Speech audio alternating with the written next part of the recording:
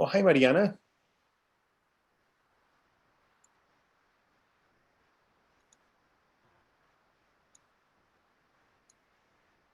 Magdalena's here from the UK. Oh, how exciting. Oh, hi. Welcome, Kathy. Thanks for being here. That's great. And Heather's here too. Excellent.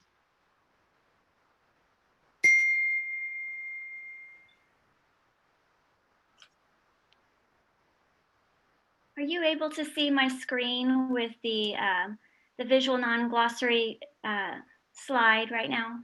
Yes. Okay, wonderful. I'm going to go ahead and get started with just the logistics right now because we're about 2 minutes from actually starting Dr. Fleener's webinar.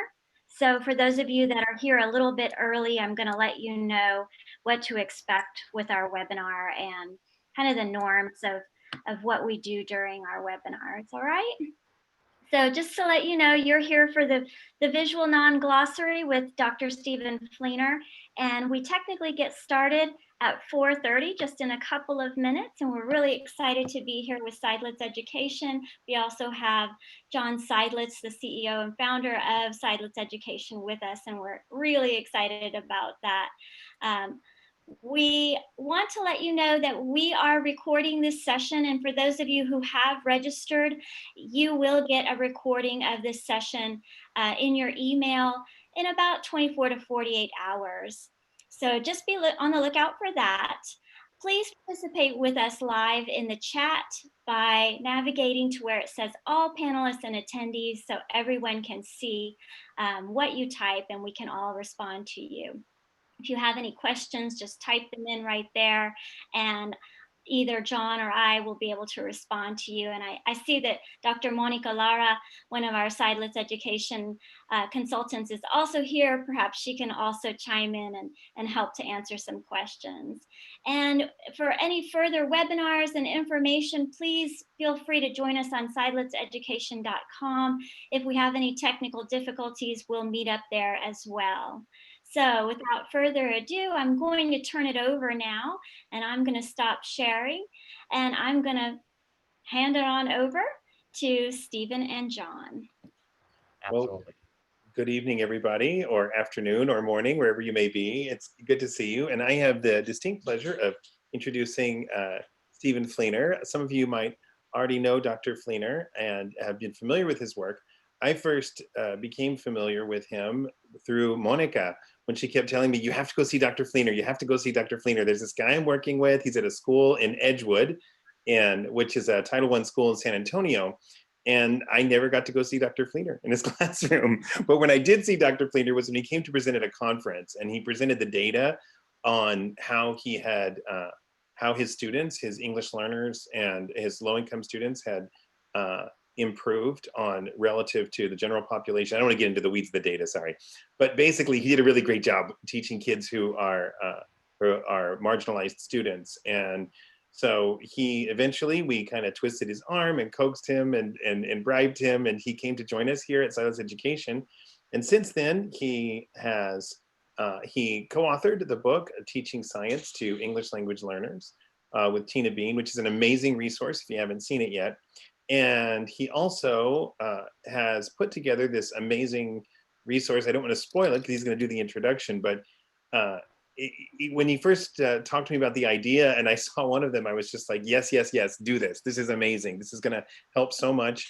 I taught social studies and ESL, and if I had had this when I was teaching, there's no question that I would have not just used it, but shared it with so many people. I think it's really going to help a lot of kids and their teachers to help give those kids the gift of academic language. So thank you, Stephen, for putting this together. And I look forward to hearing what you're sharing with everybody. Absolutely. It's such a pleasure. I'll share my screen, Valentina, if you can make me a co-host, and I'll share my screen. Sure. I believe that as a panelist, you can share your screen, but you may want to double check that also. Okay, yeah, it's saying that my screen sharing is disabled. Okay, let me do that right now. So I will tell you that, there we go. Okay. I will tell you, thank you very much, John and Valentina. I'm really, really excited to be here. John was talking about kind of my origins of joining Silas Education. And when I joined, I had a lot of ideas, a lot of which went in very collaboratively with Tina Being into this book, Teaching Science to English Learners. But also I had a lot of ideas about using visuals, employing a lot of strategies that we're doing very effectively in Edgewood. And those primordial ideas evolved into the Visual Non-Glossary. And ever since I joined Sidlets a little over 2 years ago, I've been working on this behind the scenes, and so it has been a really big project that's finally starting to come to fruition.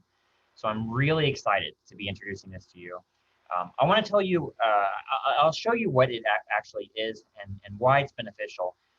But I want to frame the reason why I started this project in the first place. And to frame that, I want to share a series of quotes that I think really capture what it is we're trying to do in education, especially and especially recent trends. A lot of what we're trying to do has to do with students talking, because we're realizing how very, very important it is for students to talk about academic content using academic language. And so I want to share a handful of quotes. One of them is from James Britton, and that is that reading and writing will float on a sea of talk. What that means is the really strong way to structure reading and writing in a way that really improves students' reading and writing proficiency is to simply have them have structured conversations about whatever it is they're reading and writing. So that has to do with helping build students' language skills, but talk is also really important in helping students generally comprehend academic concepts. And so I want to also share a quote from Angel Torres, which says that if students do not verbalize, they do not internalize. So having students talk is really important, both for building their academic language and literacy, as well as having them internalize and comprehend big concepts. And the last quote I want to share has to do with what it looks like when we try to implement strategies for student talk. And that is the very real scenario that we as educators face when we try to have students participate in both equitable and productive conversations. And I'm quoting no teacher ever in saying that teaching is really easy. Yeah, right. It's not always as easy as just telling your kids, okay, go ahead and talk about this topic, and then I'll listen to your conversations. In fact, having students participate both productively, in other words, they're not just talking about Fortnite, they're talking about actually academic topics, as well as equitably, where every student feels like they're equally participating in the class discussion. In order to do that, we need some structure. And there's a really great structure that provides several things that students need. So if students are going to be participating productively and equitably in the conversation, like these students, well, for one, they need think time. For another, they need language support, like sentence stems or key vocabulary to use. For another, they need to be able to participate in small groups to have that kind of equity. And they also need to have structures in place so that every student has roles and it's very clear how students can participate in these small groups to ensure that equity. And finally, they need to feel included in the class community. So it's not just having several small groups, it's also having a class conversation in which every student is invited to that conversation. And fortunately, there is a structure in place, a process in place that really helps to provide students all four of these things. And this is called the QSSSA structure, or QSSSA structure. I hope to get a lot of yeses to the next question. Can you type into the chat if you're familiar with and or in love with the QSSSA process? I'm sure we're going to get real. Yeah, I can already see my little orange chat box is already flashing dramatically.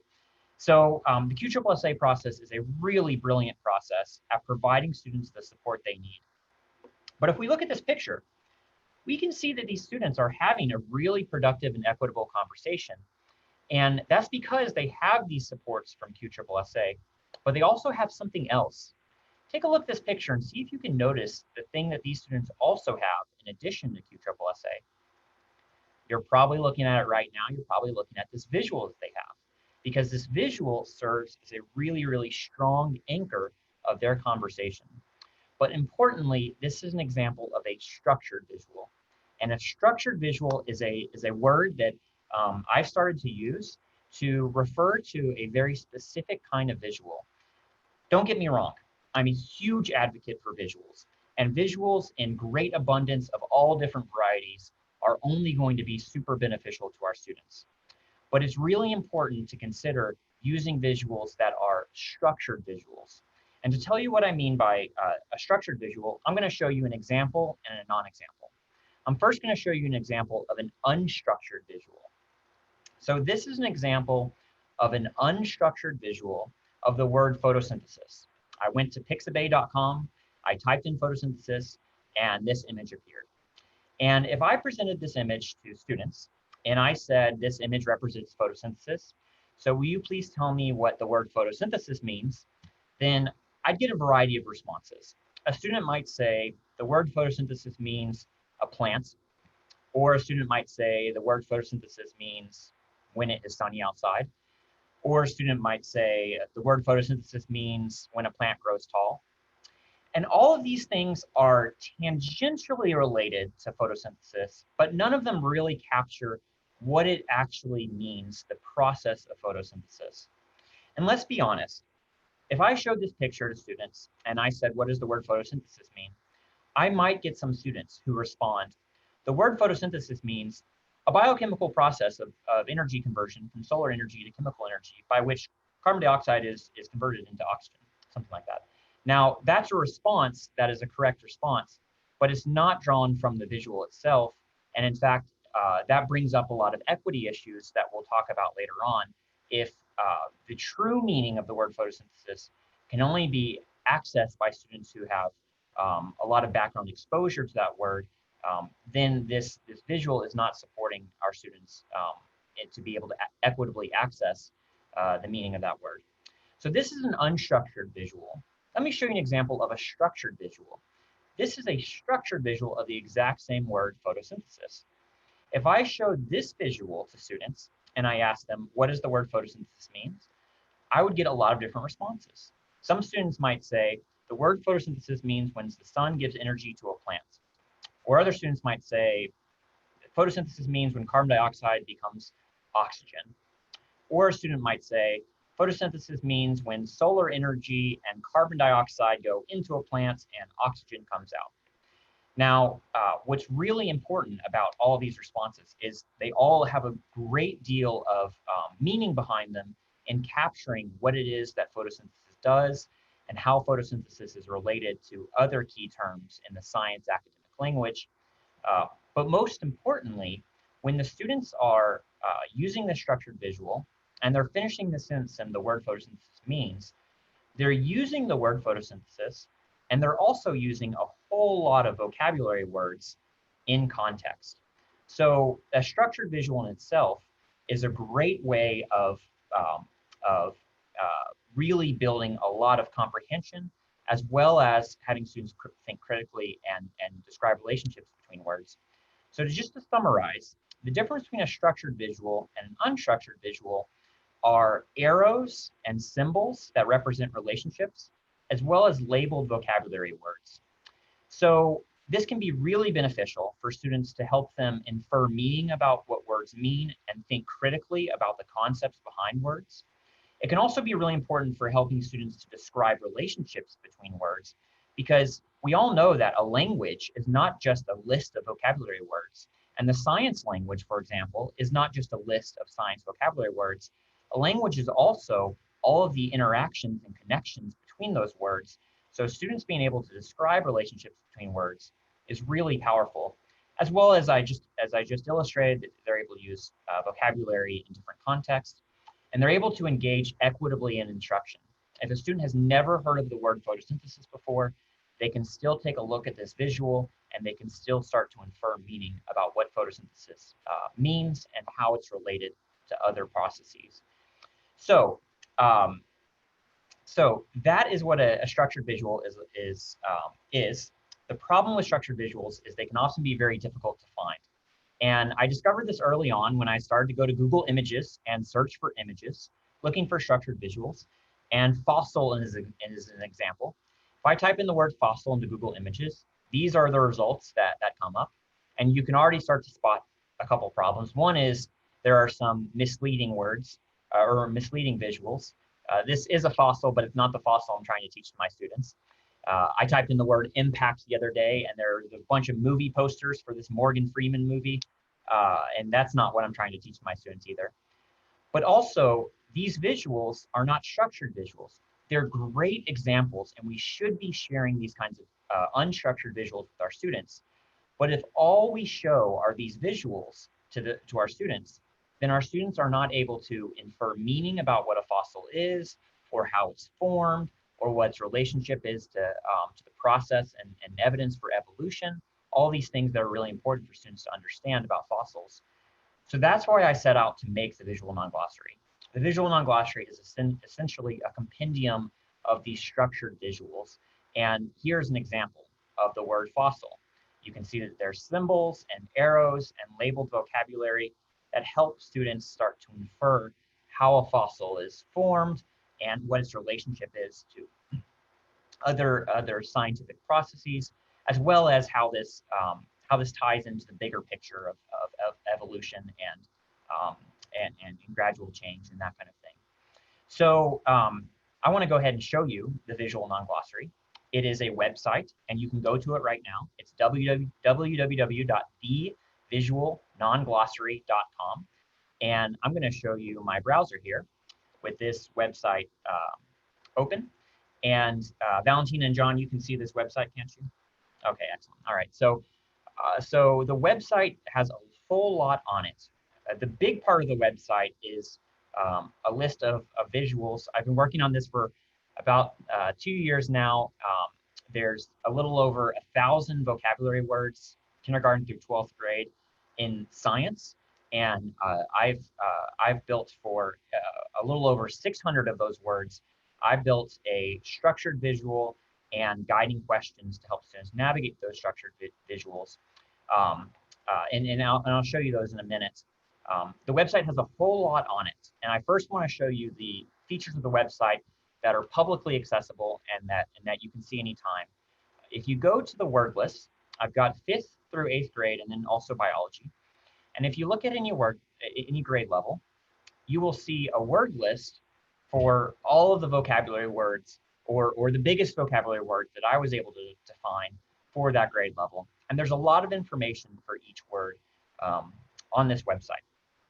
So you have the word itself, you have the branch of science that it falls under, you have the subcategory. And what that allows you to do is it allows you to search for specific words. You can say, I'm really interested in words that have to do with life sciences and specifically ecology. So I'm going to research this website. I'm only going to get images that are in the category of ecology.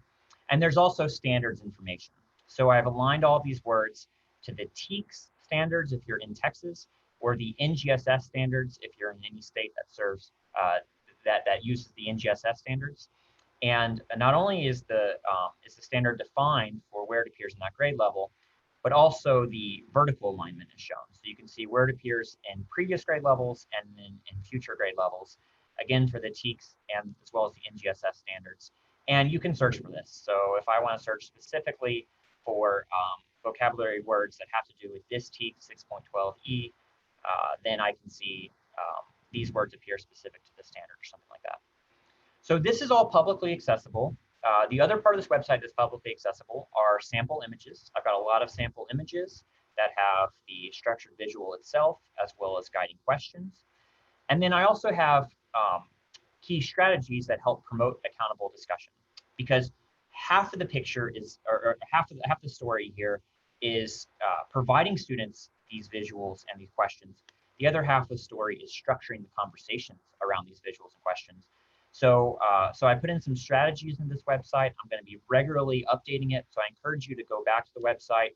I'll post videos of myself modeling the strategies and then add to it as we go. The part of the website that is for purchase are the individual visuals themselves for and the guiding questions that go along with it.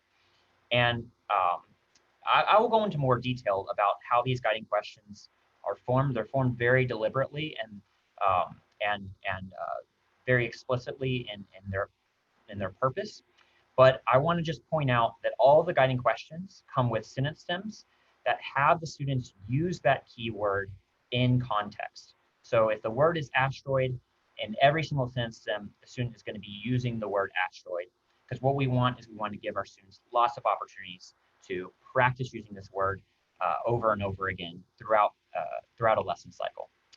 So at this point, or maybe a long time ago, you've been wondering to yourself, why is it called the Visual Non-Glossary? And this idea came to me when I thought about what the function of a glossary is. A glossary is a list of words, and it's a list of definitions associated with those words.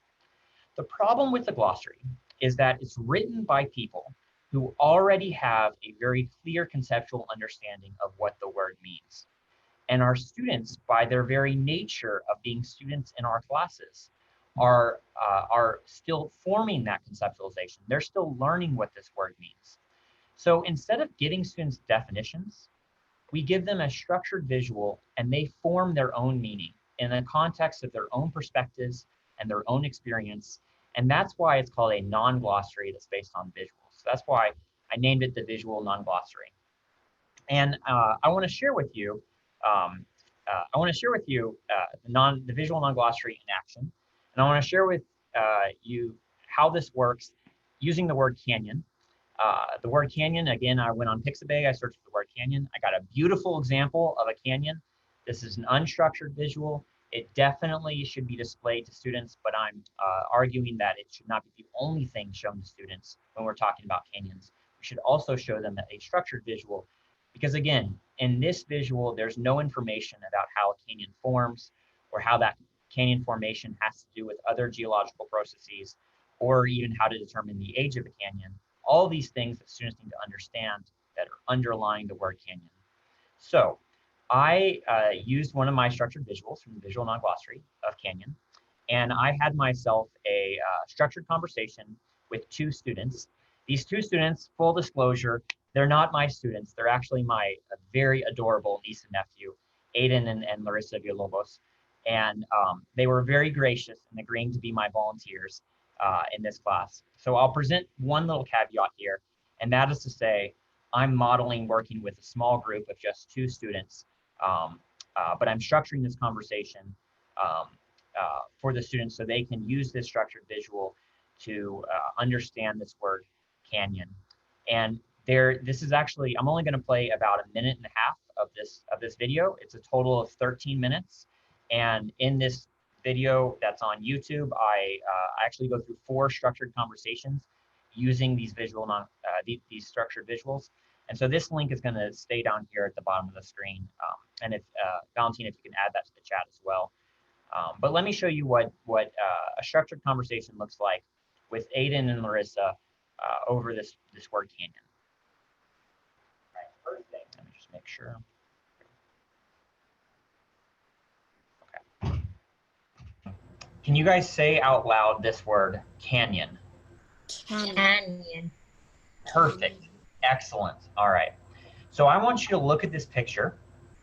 And this picture shows how a canyon is being formed. Do you see where it says canyon in the picture? All right there, yeah. All right, so look at how this canyon, how it used to be 50 million years ago and how it currently is today. And my question is, how does a canyon form? So looking at this picture, how does a canyon form? Can you guys both do me a favor? Will you raise one hand up in the air like this? All right. When you are ready to share out loud how a canyon forms, go ahead and lower your hand. As soon as you're ready, lower your hand. Okay, let's hear from Aiden first. Aiden, will you say, a canyon forms by, and then finish that sentence. A canyon forms by erosion in the ground. Very nice, excellent, good job, Aiden. Okay, Larissa, let's hear from you. How does a canyon form? A canyon forms by water pushing down the canyon. That's beautiful. Very good job, Larissa. You guys have really, really great responses. Okay, excellent. Okay, so that's an example of a structured conversation with two students. Again, the caveat here is that if this were with a group of 20 or 25 students, then we would break them out into small groups, and they would share with each other in their small groups, and we would call on one or two of those students. Afterwards, we'd call on one or two of those students randomly.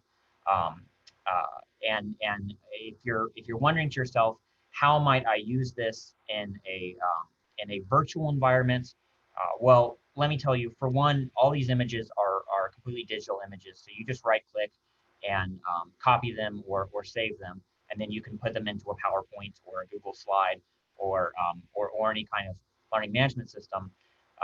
And the second thing is, if you're wondering about how to structure this kind of conversation in a virtual environment, I encourage you to look at two things. One is go back and look at this video, because you'll see that I've labeled the different elements of QSSA, as well as put in some pro tips throughout the video. And again, I've got 4 structured conversations in here, so lots of examples in here. The other thing I really recommend you take a look at is a previous webinar that I did back in May of fostering interaction both in the synchronous online environment as well as the asynchronous online environment. And Valentina, I think you probably have a link to that. If you can share that in the chat, I'd really appreciate it. So, so let me summarize how the visual non-glossary is really beneficial, and how structured conversations can be really, structured visuals can be really beneficial. Well, in order for students to develop vocabulary, they need to have really 2 key things. And in the language acquisition world, we often talk about comprehensible input and low stress output. And so these 2 key things really align to those 2 things. The first is students need a lot of exposure, a lot of comprehensible exposure to a word. So if this represents the lesson cycle from the beginning to the end, you can imagine lots of different sources of exposure to these vocabulary words. Students can have some laboratory or simulation experiences. They can have some inquiry activities. They can even have some interactive reading or videos. And all these things give students lots of exposure to the word, so they become more and more familiar with the word throughout the lesson cycle. But this brings up, as I mentioned earlier, this brings up some equity issues. Because if we look at the start of the lesson, this little diagram I've shown here is just kind of a representation of the average student in the class. Whereas there are some students who have prior exposure of words and other students who have 0 prior exposures of words.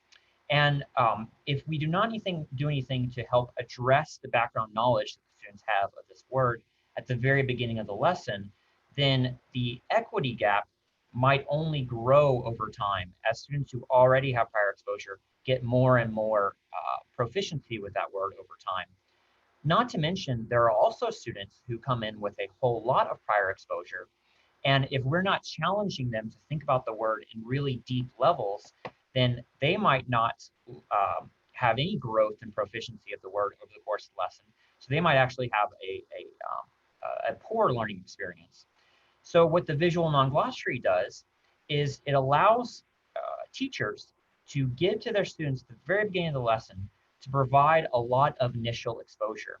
Because these are purely inferential, the students can just take a look at the visual and start to infer a lot of meaning, so that all students can start the lesson with a lot of initial exposure, as well as any prior exposure that they have. And then as the lesson progresses and they have all of these great laboratory experiences and inquiry experiences and interactive reading and video experiences, then their proficiency will grow, but we won't see that same equity gap. So exposure is one thing that students need in order to develop proficiency with the word. The second thing that students need is a whole lot of practice. And that's why, in addition to building these structured visuals, I also very deliberately built guiding questions and sentence stems to help students practice using these words. So I always have 3 different kinds of questions. The first kind of question is observational, and it allows students just to look at the visual and see what they notice, put it in their own words. What do they think this word means? What do they notice in this visual? The second question is always relational. So it's always asking, how is this vocabulary word related to another vocabulary word, to again help students make those connections between different vocabulary words within the academic content. And lastly, the third question is always at the inferential level, really some deep, high-level thinking processes going on where students are predicting, or they're making inferences, or they're applying the word in order to explain hypothetical context or something. In the case of this question, how could you approximately determine the age of a canyon? The student has to really think about what they see here and have to think critically about how they would determine the age of a canyon if they were looking at a canyon. I will tell you, not to brag about my niece and nephew, but I want to point out that this is a 5th grade word from the 5th grade list. Larissa, my niece, is in 3rd grade, and Aiden is in 4th grade. And so they had very little prior exposure, academic exposure to the word canyon. They had heard of the Grand Canyon, but they really didn't know what a canyon was and how it was formed. If you go back and watch the video, you'll see that I was able to guide them through the observational, relational, and inferential level of this question asking. So if you imagine a lesson cycle, as they have increasing exposure through the lesson cycle, we're also giving them lots of opportunities to practice using this word by having observational, relational, and inferential questions that build up as they get more exposure and more proficiency with the word throughout the lesson. Okay, so I want to leave you there, and I want to leave you with just a few resources. The first is the actual website for the Visual Non-Glossary, and that's thevisualnonglossary.com. Again, it's a live website. I really highly encourage you to check it out. The second is a listserv for updates. If you're interested in putting your email address in here, I will periodically send updates about as we expand the Visual Non-Glossary and as we provide more features. For example, in the coming few weeks, our very own Dr. Patricia Morales is going to contribute the translated Spanish version of the 5th grade Visual Non-Glossary set. And then we're going to also be moving on, not just in science, but I'm also collaborating again with Tina Bean, which is such a pleasure for me. We're collaborating again together to develop the social studies version of the Visual Non-Glossary. And then eventually we're going to go into the other subject areas as well. So if you'd like those updates, I really highly encourage you to put your email address in at this link right here. And then finally, I'm going to repost this YouTube link for these structured conversations using the Visual Non-Glossary with Aiden and Larissa. And I lastly want to share some resources from Sidelets. At sideletsblog.org, there is almost a weekly blog post that is from the Sidelets consultants or other experts in the field. There's a lot of really rich information in this website with all the different blog posts. And also every other Tuesday from 7 o'clock to 7:30 Central Time, Valentina, as well as one lucky co-host, oftentimes hosts the Sidelets Ed Chat. So if you're on Twitter, I recommend searching for this hashtag Sidelets Ed Chat, and you can learn a lot more about academic language generally, including using the Visual Non-Glossary for academic language. So I'm going to leave all this here as well as my contact information. Please feel free to get in touch anytime. And I'm going to pass it over to Valentina with just my warmest thank you to everyone for being here today. I really, really appreciate it. It's really great to work with you. Wow, Stephen, people are just blown away. I mean, the chat is going wild. They are saying so many great things, just loving these structured visuals, and everyone is just so excited, as we are. I mean, I'm so excited for this opportunity for our educators and for our kids. And I mean, so many people, so many stakeholders are going to benefit from this. So I can't wait for you to read the chat. But we have don't leave yet, because we have something really fun. We started doing this new thing on our webinars where our presenter has to share with us 3 things, because we want to get to know each other and connect in a new way. So I asked Stephen to bring 3 things. I asked him to bring something that reminds him of his childhood, something that is close to him, and something he can't live without. And so he's going to share with us his 3 things. Are you ready to do that, Stephen? Yes, why not? Okay, all right. In any order, tell us. Okay, sure. All right, so let's start with something that reminds me of my childhood. I got one CD. First of all, CDs remind me of my childhood because I used to actually listen to CDs. But more importantly, this CD is a Bob Dylan CD. There were Bob Dylan, Joan Baez, the Temptations, Diana Ross and Spring, anything from like the 60s to the 70s, those 2 decades. That was my childhood. I grew up in the 90s, but I had no awareness of any cultural references that were contemporary to me. I loved oldie music. If you're from San Antonio, then Kono 101.1 was the station. So that's something that reminds me of my childhood. Okay, fun. All right. Something close to me is something that is both physically as well as metaphorically close to me. I've got a few bracelets on my arm, and the bracelets individually don't really represent anything specific, but collectively, my first bracelet I ever got was given to me from my wife when we were still boyfriend-girlfriend dating.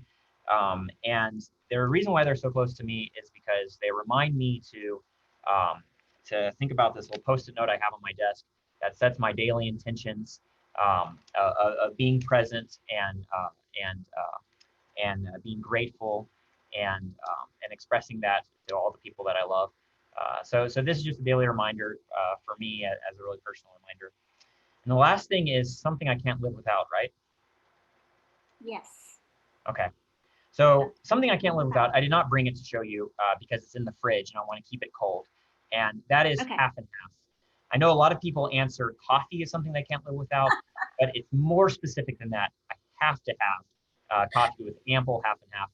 And at any given time, I kid you not, my wife and I have at least 3 quarts of half and half in the fridge. And if it ever gets below that, it is panic mode and we are freaking out. When the pandemic first hit, people were clearing the toilet paper off the shelves. I thought, who cares? Whatever. I'll use leaves. I'll figure it out. I need my half and half. So I went the opposite direction and got all the half and half. So that's something that I definitely can't live without. I can definitely relate with you. I'm not even kidding right there. Good thing. I'm really happy that you shared those things. Before we leave, Stephen, I need you to share with us how we can find out more about not only, we already know where to find the Visual Non-Glossary, but you have a book, you have other resources, people need to connect with you. How can they find out, like, what do you prefer? Because I see on the screen a lot of information. What's the best place for people to find out more about you and your trainings? Where do they go? Where do they go right now? So I highly recommend 2 things. One is I highly recommend following my Twitter. I always post updates on Twitter. I'm at St Fleener.